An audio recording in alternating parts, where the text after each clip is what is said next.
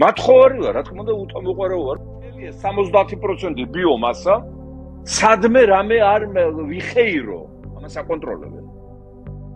საზოგადოებიდან ჩვენ რამეს მივიღეთ? უმადური საზოგადოებიდან. 70% ფსიქოლოგიური ნაგავია. აი უმადურ 70%-ს, აი ფსიქო ნაგავს შევახსენე მათ გამო რა დღეში ვართ ჩვენ?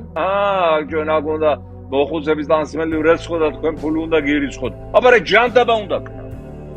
და ჩემი განცხადება გაიკვირდა თქვენ რა ადამიანები თქვენ, რომელიც შემოგეწირათ თქვენ ბიომასას, ბიონაგავს.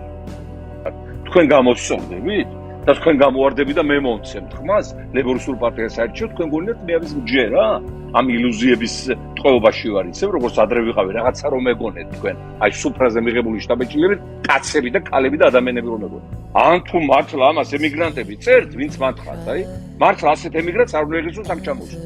ევროპიდანაც, ამერიკიდანაც, ისრაელიდანაც უნდა გამოძევდნენ. და იქ უნდა ამოხდეს სულ.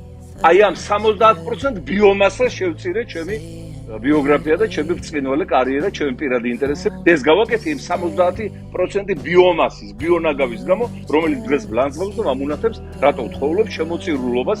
ვერ ვიყიდე 70% ბიომასა და მთელი ევროპა არის ჩაჭიდებული, რომ გამოაძლოს როგორმე ქვეყანა იმ უკანალიდან, სადაც აი ამ 70% ბიონაგავის გამო მოხდა. ისრაელიდან ესენი ყველა გამოსაკრელი და მე მივწერე. ჩემს მეგობარ იცხაკ რაბინს, პრეზიდენტ ისრაელისა, ლეიბორისტული პარტიის ლიდერი იყო, რომ ეს ხალხი გამოყარონ იქედან. ფულის მაგივრად სხვა რამე რომ შემოგთავაზოთ არ გინდათ? მეთქი რა უნდა შემომთავაზო, შეიდიოტო სხვა რამე. თავში ტვინი რო არ გიდევს, შე რა უნდა შემომთავაზო? არა ხარ თავამტყოფები ხალხო?